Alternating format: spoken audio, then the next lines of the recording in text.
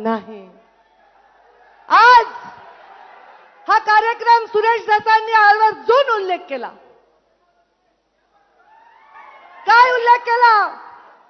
2003 मधला उल्लेख केला। 2003 देवेंद्रजी फडणवीस मुख्यमंत्री महोदय, आपण कदाचित ज्यांना लहानपणापासून पाहत आला ते प्रमोद महाजन आणि गोपीनाथ मुंडेंचा किस्सा सुरेश धस अण्णांनी सांगितला। अण्णा, मी पण तुम्हाला म्हणते बरं का अण्णा, तुम्ही ताईसाहेब म्हणत नाही, जशाला तसंच आहे आपलं प्रेमाचं नातं।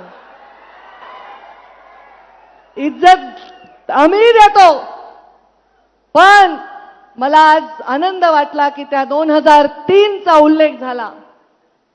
आदरणीय मुख्यमंत्री महोदय, मी तुम्हाला आठवण करून देऊ इच्छिते, म्हणजे तुम्ही सांगू शकता की याचा उगम आपल्या पक्षाच्या नेत्यांकडून झालाय। या ठिकाणी एक सैनिकी छावणी होण्याची प्रस्ताव जॉर्ज फर्नांडिस मंत्री असताना झाला होता। आणि हे पोरं आता घोषणा देत आहेत, युवा आमचे उत्साही, ते कदाचित लहान असतील, रांगत असतील, जन्मलेही नसतील।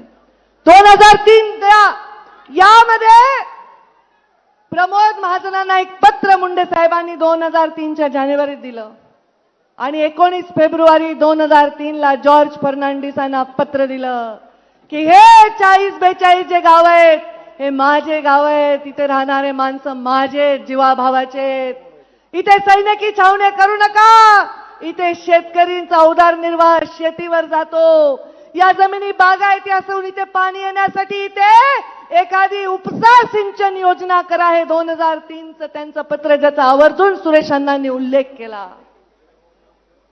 आपल्या जिल्ह्याच्या शेतकऱ्यासाठी, आपल्या जिल्ह्याच्या तळागाळातल्या माणसासाठी सदैव काम करताना, कुठली भूमिका घेताना कधी मागे पुढे बघायचं नाही।